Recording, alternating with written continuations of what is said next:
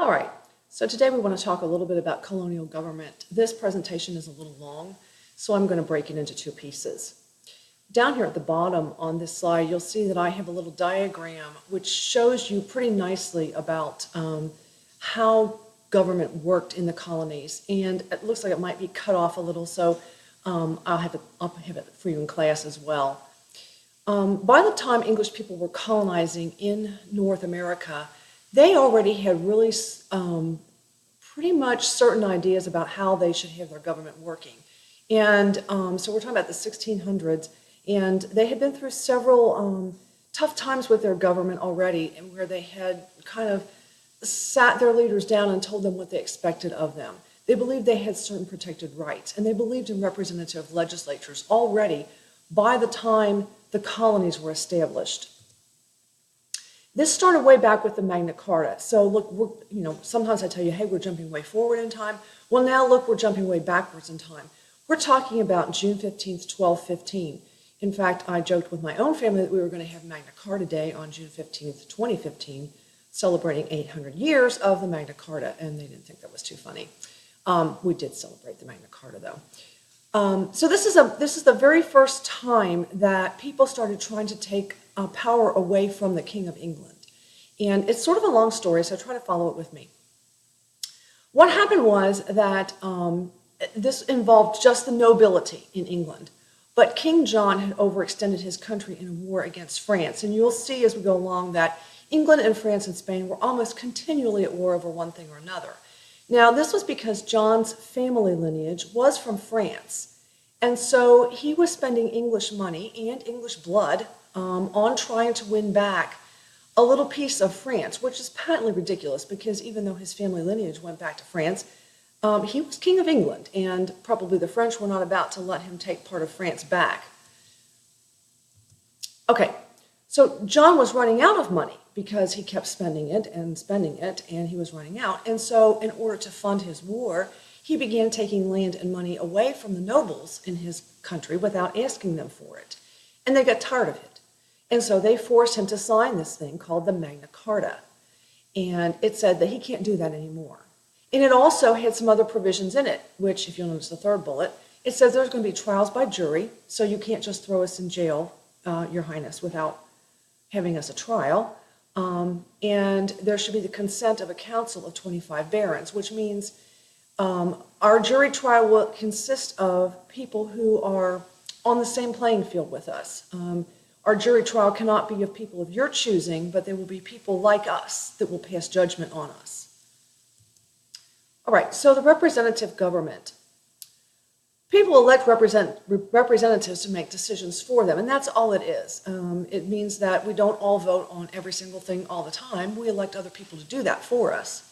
And the English Parliament is an example of this. The current day Parliament and the old-fashioned Parliament is an example of representative government. And on this frame I say, what else? Well, of course, our current government is an example of it. Our state governments, our national governments, your student council, all those sorts of things that you participate in where you elect a representative, that's representative government. So in the mid-1600s, while colonization is growing in America and more people are coming here to live, Parliament and King James are fighting over power. Now, there should not have been a fight over power because, well, they had laid down some rules way earlier on. They should have been understood. But the kings were naturally trying to take power back constantly and not trying to abide by what they had agreed to. So there was something called the Glorious Revolution in 1688. Now, let's try to remember in time what we're talking about. This is after Jamestown. This is after Plymouth. This is after most all of the colonies had been founded and had become very successful. Well, like I always try to tell you, history doesn't happen in a vacuum. All that stuff is going on over here in the colonies, but things are going on in England too. And there's an uproar over there because James is causing a problem and the people are unhappy with him. And so they literally throw him out. Parliament says, we're done with you, you're out, and we're going to have your daughter, Mary, and her husband, William, we're going to have them rule together. They made William and Mary King and Queen of England. And there's actually a college of William and Mary here in the United States named in honor of them. It's a pretty prestigious little private college back east. And they promised to govern England according to the laws that Parliament had agreed on after all those years, and even more so than that. Now, here's the real story behind all of that. It all sounds very nice, but there's more to the story than that. James was Catholic, and if you remember, England had been heavily Protestant, and if you weren't Anglican, you kind of got hounded out of the country, and they don't want James on the throne. Now, he's not an openly Catholic, but they all know that he's sort of Catholic undercover, so to speak, and they want him gone. And so they invent almost any reason to get rid of him, and he's not helping them any because he pretty much trounces all over the Magna Carta and anything else that he's supposed to be abiding by. So they get rid of him. And after all, the Magna Carta is 400 years old by the 1600s, and he's not about to have anything to do with it. So out with James and in with William and Mary. And they have William and Mary sign this thing called the English Bill of Rights, which is sort of the Magna Carta again, the Magna Carta 2.0.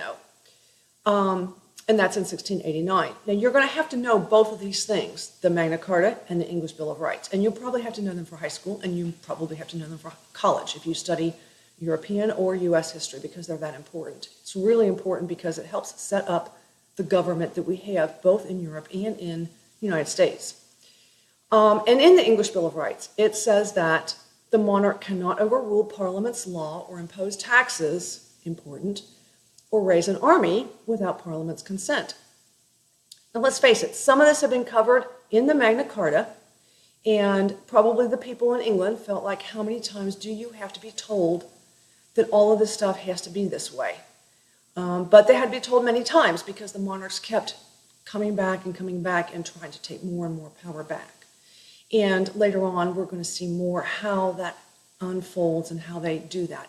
And you will see that in the colonies, while they were supposed to have all these rights, it was very difficult to implement that because they're so far away from England. But like I said, I want to break this into two different parts, and we'll do the next part next time.